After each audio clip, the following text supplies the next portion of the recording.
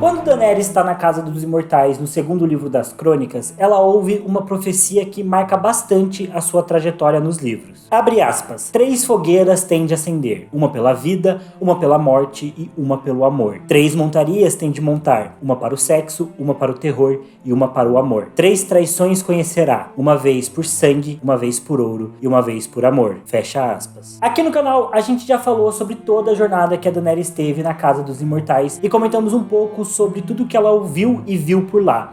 Mas hoje a gente vai focar em responder uma das perguntas que mais atormenta Daenerys nos livros. Quais serão as suas 3 traições? Eu sou o TH Magaldi e vem comigo. Olá amigos, sejam muito bem-vindos a mais um vídeo do Cala a Boca Thiago. E eu já vou dar um aviso aqui para vocês ficarem até o final desse vídeo, que vai ter um recado bem importante lá, beleza? Bom, a gente sabe que visões e sonhos proféticos são bastante comuns nos livros das Crônicas de Gelo e Fogo. Isso foi algo mais reduzido na história lá em Game of Thrones, mas nos livros aparecem bastante capítulos do Bran e da Daenerys que têm visões. Inclusive, acho que esses são os 2 personagens com mais profecias na saga. No livro 2 das Crônicas, A Fúria dos Reis, a Daenerys acaba sendo atraída lá em Qarth para a Casa dos Imortais, que é um lugar onde ficam vários feiticeiros que tomam a Sombra da Tarde, que aqui no canal é conhecido também como Chá da Tarde, que é uma bebida que abre a mente da galera e faz com que eles possam ter visões e profecias e sonhos muito loucos. A Daenerys é levada até lá pelo Pyat Pree, que é um mago que ela conhece em Qarth. Na série, a Dany é atraída até a Casa dos Imortais porque o Pyat Pree roubou seus dragões. Nos livros, ela vai até lá por pura curiosidade e pela busca do poder e de conhecimento. De fato, ela recebe visões bem reveladoras na Casa dos Imortais. Ela vê o casamento vermelho antecipadamente, vê o Rhaegar declarando seu filho como o príncipe que foi prometido, numa visão do passado,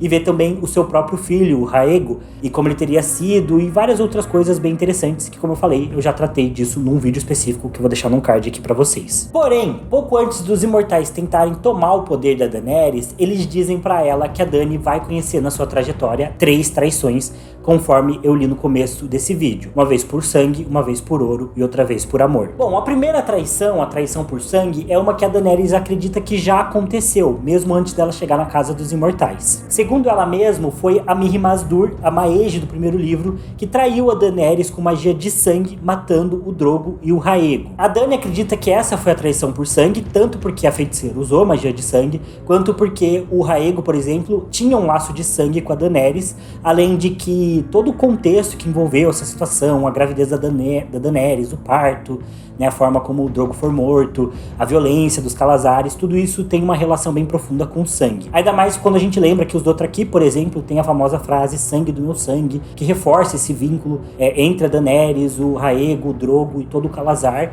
e que presenciou tudo, né? E o fato de que a Mirri Maz Duur estava vingando o povo dela, gente do sangue dela, que foram mortos pelos Dothraki. Então, no geral, a Daenerys pensar que essa foi a traição por sangue, que a Daenerys confiava na Mirri Maz Duur, faz um certo sentido, se encaixa bem na história. Mas o canal gringo Queen the GM traz outras possibilidades para essa primeira traição. Segundo ele, os 2 potenciais candidatos poderiam ser o Sir Barristan Selmy e o Victarion Greyjoy. Pro Queen, a traição do Selmy poderia vir num cenário em que o cavaleiro acabasse optando por apoiar o Aegon Targaryen, também conhecido como Jovem Griff e que tá lá nas Terras da Tempestade. Afinal, o Selmy poderia reconhecer que o Aegon tem uma pretensão melhor que a Daenerys e, se a Dany aceitasse o seu lado dragão, como parece que ela vai fazer no final do 5º livro, e ficasse mais violenta, o Selmy poderia enxergar isso como um sinal da mácula Targaryen, a possível loucura da família, e parar de apoiar a Daenerys. Afinal, ele mesmo fala pra Daenerys sobre essa possível mácula no sangue Targaryen, conta pra ela sobre como o pai dela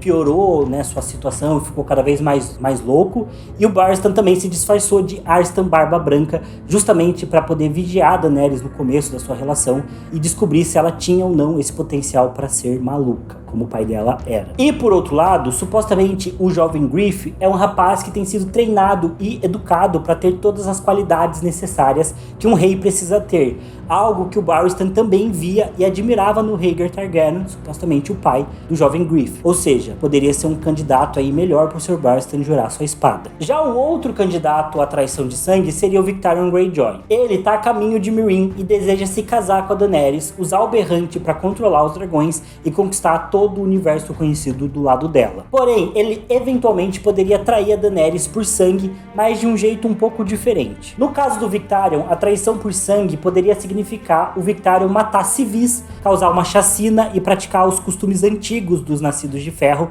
indo contra uma ordem direta da Daenerys de poupar inocentes ou de ser mais cauteloso. Ou seja, a sede de sangue dele poderia ser a traição de sangue. Ou mesmo o fato do Victarion querer trair o seu irmão de sangue, o Euron, que supostamente deveria se casar com a Daenerys em primeiro lugar. Nesse caso, a traição de sangue seria conhecida pela Daenerys, mas não seria contra ela. Bom, eu acho que ambos os casos são reflexões bem interessantes, mas no caso do Victarion Greyjoy, eu acho que é um palpite bem fraco. Pra mim, as profecias da Casa dos Imortais são bem relacionadas a Daenerys de uma forma bem pessoal, e o Victarion não traria esse impacto dentro da história dela e dentro dessa teoria de ser uma profecia bem pessoal da Dany. Já pro Barristan Selmy, eu acho bem interessante, porque seria um plot twist bem-vindo na trama, mas pra mim é bem difícil ver o Barristan mudando de lado nessa altura da história, porque ele tá bem envolvido com o plot da Daenerys. Agora, a gente sabe que por mais que o Barristan seja um cavaleiro muito honrado, ele já mudou de lado 2 vezes nos livros. Depois da Batalha do Tridente, que ele apoiava os Targaryen e mudou pro lado do Robert, e depois que os Lannisters expulsaram ele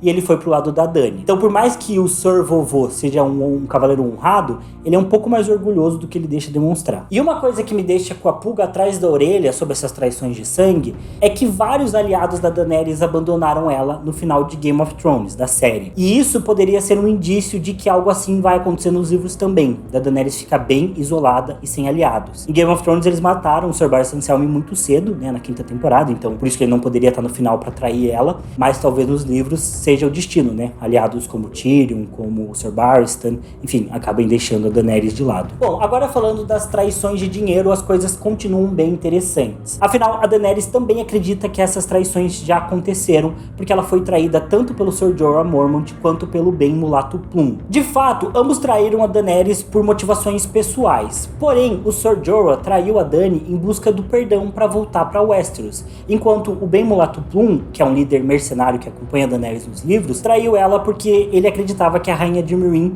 não tinha mais chances de vencer a guerra contra os Volantinos, né, e contra os Yuncaítas. E esses motivos, eles ficam bem claros nos livros, ou seja, nenhuma dessas 2 traições foi por ouro. E por enquanto, sendo assim, o único candidato que a gente tem para ser o traidor por ouro é o Tyrion Lannister. É verdade que nos livros o Tyrion tá completamente traumatizado e quebrado, bastante diferente da versão que a gente vê na série. E eu já aviso que eu logo vou trazer um vídeo sobre o Tyrion dos livros. Porém, por mais que o Tyrion odeie a sua família e tente se desvincular deles o máximo possível, seria bem interessante que a sua história colocasse ele numa posição de trair a Daenerys para salvar a casa Lannister. Nesse caso, a traição do Tyrion não seria por dinheiro, mas sim pelo ouro, simbolizando, né, justamente os Lannisters. Afinal, nos livros, os Lannisters são associados a ouro o tempo todo. Eles têm cabelos de ouro, o ouro é sua maior exportação em Westeros, eles são a casa mais rica, o seu castelo é literalmente uma mina de ouro, e até mesmo tem a famosa frase que diz que o Tywin Lannister caga ouro. Nesse caso, o Tyrion poderia acabar traindo a Dany para salvar sua família ou simplesmente para assumir o seu papel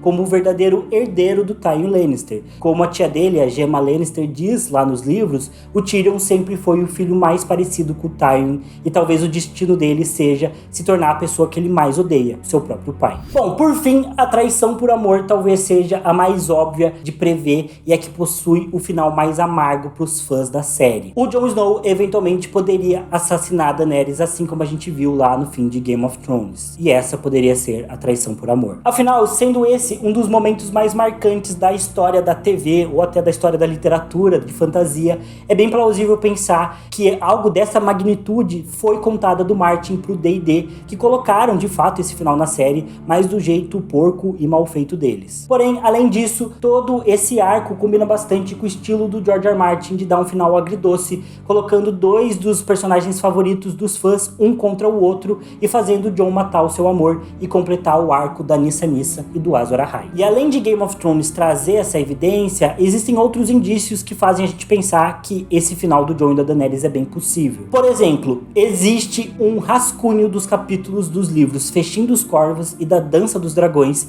que foram encontrados numa biblioteca de pesquisa em uma universidade dos Estados Unidos. Sim, parece meio loucura, parece meio coisa de conspiração, mas é verdade. Desde 1992, a biblioteca de pesquisa pesquisa Cushing, da Universidade do Texas A&M, guarda boa parte do trabalho, profissional do George R. R. Martin para ser usado por alunos e pesquisadores em trabalhos acadêmicos, referências e etc. De fato, lá tem muitos dos roteiros que o Martin escreveu para Hollywood, cartas que ele respondeu para os fãs e rascunhos dos capítulos dos seus livros. Sabendo disso, um fã ficou pesquisando por lá até eventualmente encontrar em 2022 alguns desses rascunhos das Crônicas de Gelo e Fogo. Ele publicou parte da pesquisa que ele fez lá no Reddit e eu vou deixar para vocês o link na descrição para vocês conferirem. São 3 textos que ele deixa no Reddit analisando tudo que ele encontrou. Uma das provas que ele encontrou o material original é que um dos rascunhos que ele achou eventualmente acabou se tornando o capítulo 7 da Daenerys lá no livro A Dança dos Dragões. E vale mencionar que esses rascunhos são bem iniciais, quando o livro 4 e o livro 5 ainda eram uma coisa só, e também havia indícios da época em que o George R. R. Martin queria dar um salto temporal da história entre o terceiro e o quarto livro. Então a gente tá falando de coisa de 2002, 2003, 2004 no máximo. Bom, e no quinto livro a gente vê um trecho em que a Daenerys sonha com o seu futuro marido, o Rhysdar Zolorak, e ela tem um pesadelo. Nesse sonho, o Rhysdar tá com lábios azuis, igual os Imortais de Qarth, e tá com o corpo todo gelado, igual um cadáver. A Dany eventualmente acorda desse pesadelo e percebe que era só um sonho ruim e que o Daario Naharis está do seu lado. Porém, nos rascunhos que foram encontrados nessa universidade, tem um pequeno adicional para esse trecho do sonho da Daenerys e que torna as coisas um pouco diferentes.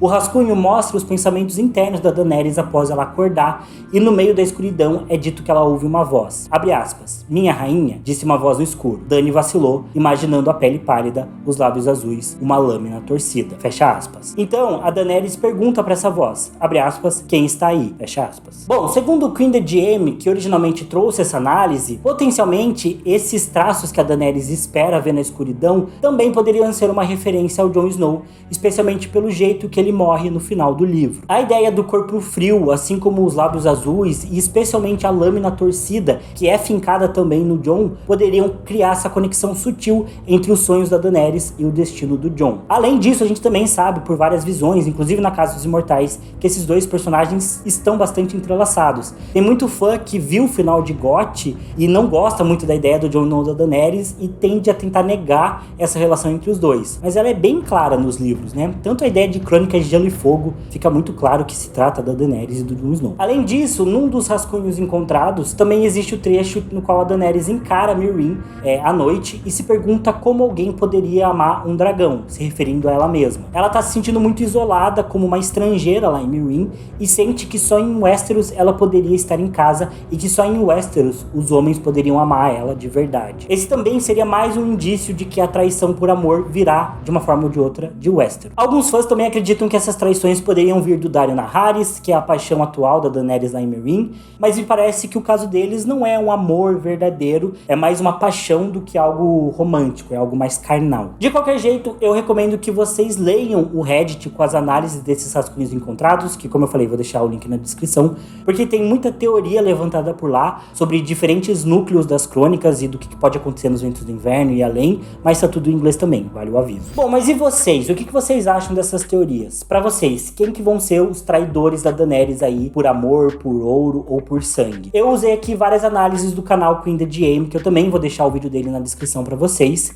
e caso vocês queiram, eu também posso trazer um vídeo analisando aí esses rascunhos encontrados e falando um pouco mais sobre eles. Deixem aí se vocês quiserem nos comentários. E agora, como eu falei, vou ter um aviso importante, eu vou deixar um post na aba comunidade aberto para perguntas e respostas. Então a gente vai ter mais uma edição aí de vídeo de perguntas e respostas. Esse vídeo de perguntas e respostas vai sair na segunda-feira que vem, no começo aí de julho, e provavelmente ele vai ser especial porque eu também pretendo, a partir de julho, começar o clube de membros do canal.